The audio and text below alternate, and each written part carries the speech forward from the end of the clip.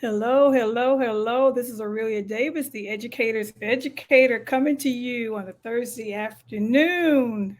Hoping all are doing fine, hoping everybody is doing okay on this beautiful summer day, summer afternoon day.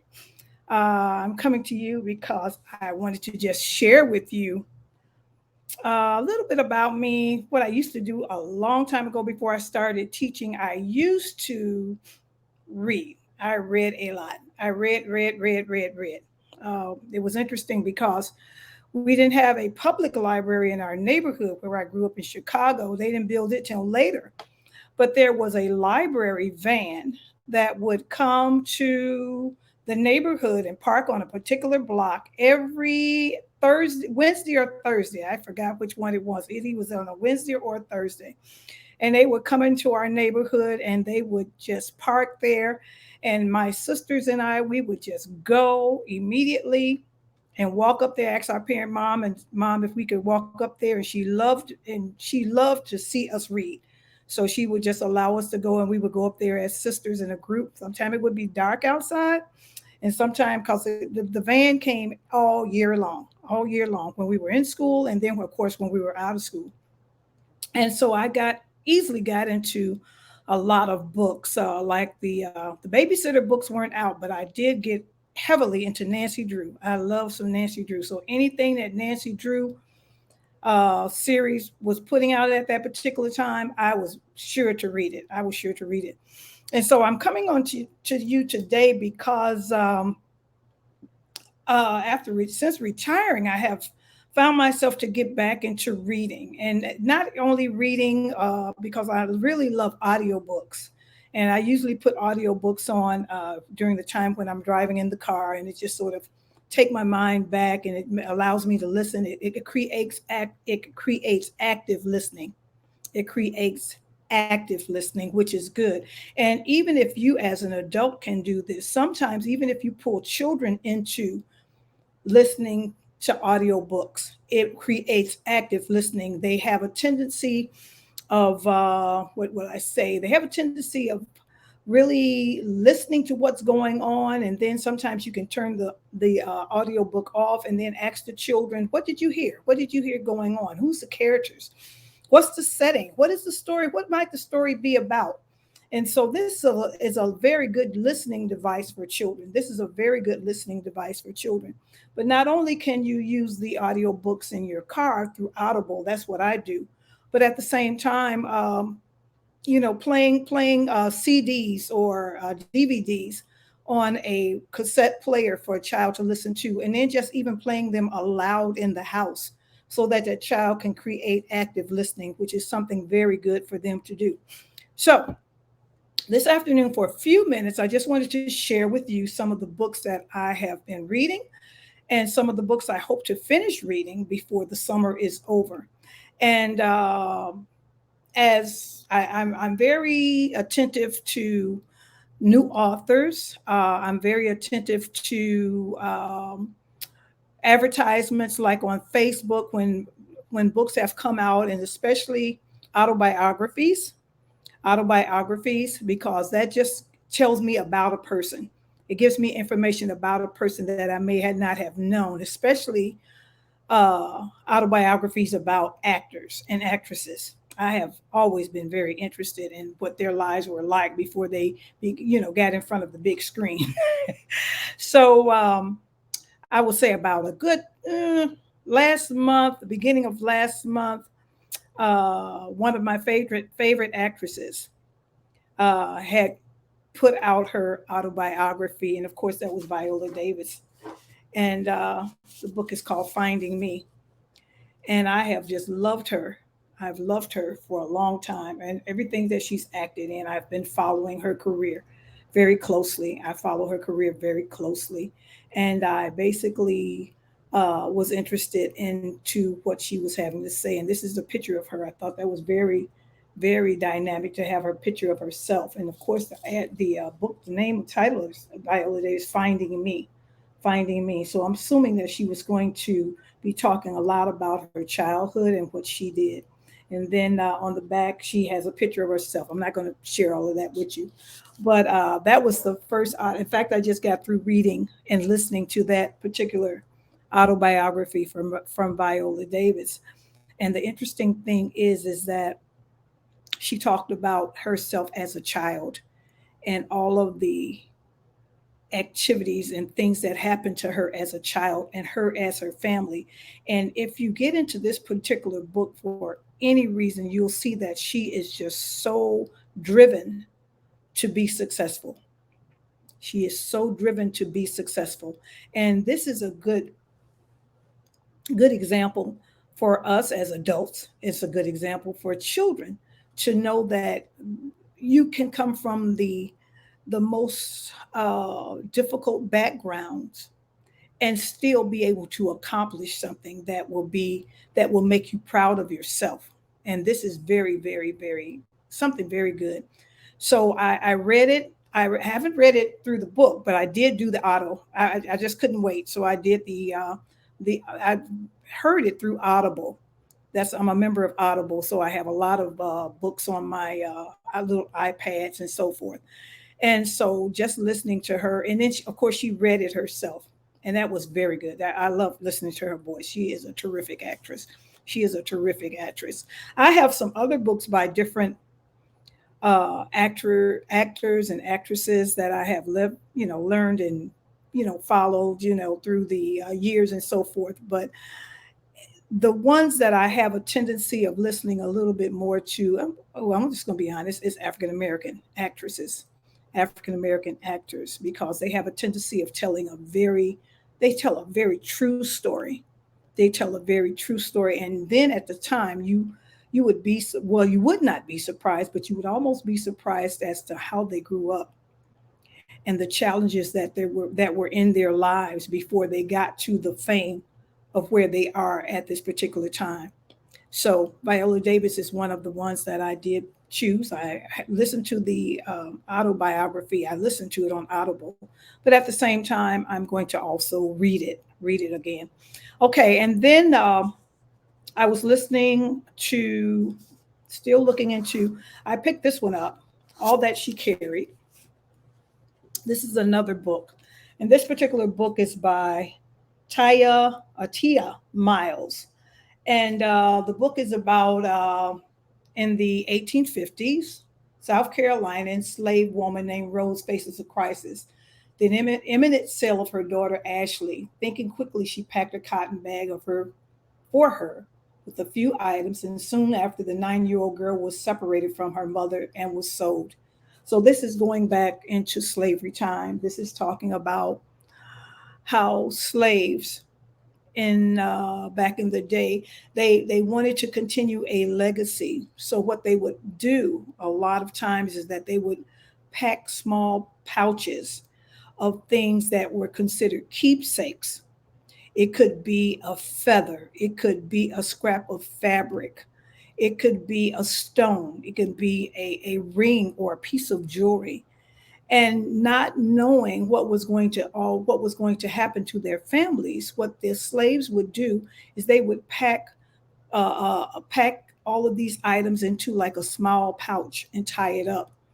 And if that child or somebody was being sold by the slave master, and that means that the child is, or the person was going to be taken far away, then they would put that package with that particular person and allow them to take it with them so that they would have some kind of a remembrance or a legacy of to where they came from. In other words, it's giving them something to remember about their mom or their dad, because so many families were separated during that time.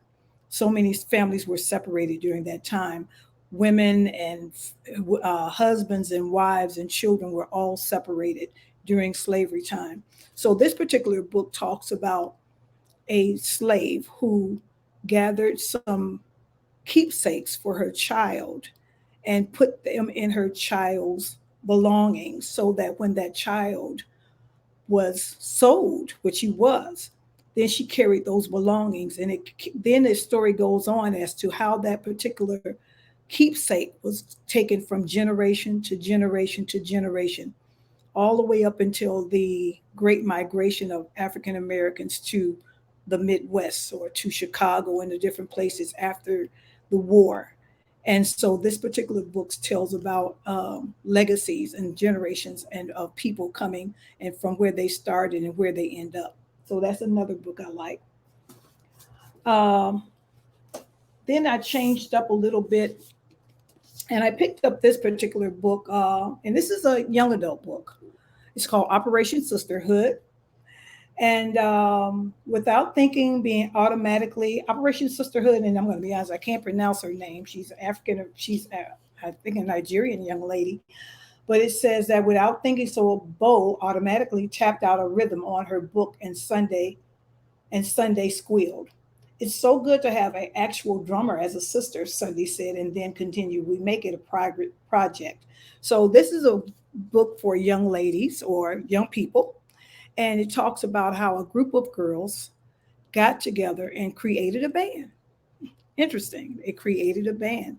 And what they did is they uh, were able to play and entertain individuals in the neighborhood. So they put their skills together to make music. And they found out that they became, everybody was interested in what they were doing. So this is a good book for if you're a teacher and you like to pull in those books. I used to read books to my third graders and they would just love to hear me read. But then we also had novels that we did as a class. And we would read them every Friday. We would get together, and the children would read so many chapters, and then we would discuss the chapters. And then sometimes we would do activities along with the chapters. So this would even be Operation Sisterhood would even be a good book for young girls to do to show how young ladies, African American children, got together and created this band. So that's one book that I did for. I wanted to read that, would be mostly about children. And then my thickest book, the thickest book that I have, um, and it's a thick one too, The Warmth of Other Suns by Isabel Wilkerson. And this is the epic story of Americans' Great Migration. And when we talk about this book, The Great Migration, we're talking about after the war and how many African Americans migrated to the North. How many African Americans migrated to the North. This is a good history book. This is a good history book for um, adults. You can do a book club on this. And the author starts out by placing herself or getting stories, I believe, from individuals that left the South after the war. And we just celebrated Juneteenth. We just celebrated Juneteenth. And during that time, we remember during Juneteenth, everyone was not told that slavery had ended. Everyone was not told that slavery had ended. And so what ended up happening when this particular group of individuals in Texas were told, they decided to have a celebration. Well, even before then, when slaves found out that they were free, the next thing they wanted to do was come north. Because they were free and they were still living in the South, it did not necessarily mean that they were free of the traumas of being slaves. Unfortunately, a lot of them didn't have anything. A lot of them were told to get off of the land since they were no longer working for the slave master. They were told to exit off the land. And the only other alternative that they did have would be to become sharecroppers. Well, they found out that the sharecropping game was not something necessarily positive for the simple reason that they can start being a sharecropper for a particular mass for a particular plantation, and they could never get out from under being sharecroppers. So a lot of them end up leaving, still owing that particular plantation.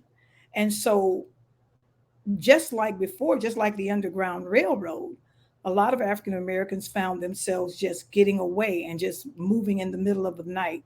I want to read you just a little bit of a piece of this. I found this to be very interesting. And this particular author, what she did do is she went to different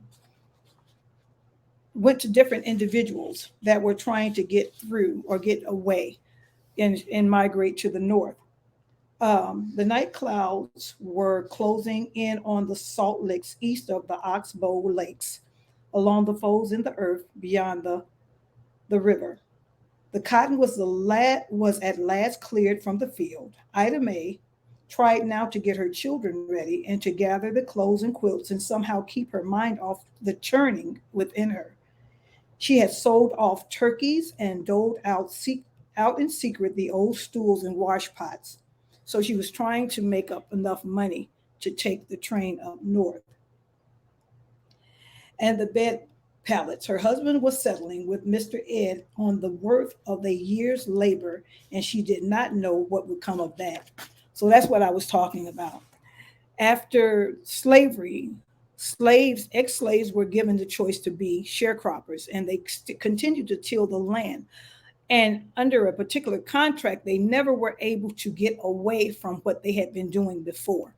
And so they owed the slave master, they owed the plantation. And that was another way of just keeping them or containing them on that land so they would be just ongoing and beholding to tilling that land and working for that particular slave owner or if it's working for that particular plantation. So African Americans found themselves getting in deeper into another type of slavery that they did not really like. And so the Great Migration is about how many people were able to just really rush and leave the South and come up north to towns like Chicago, cities like Chicago, Washington, D.C., Philadelphia, Wisconsin states, like Wisconsin and Michigan, places where there was no slavery, there hadn't been slavery.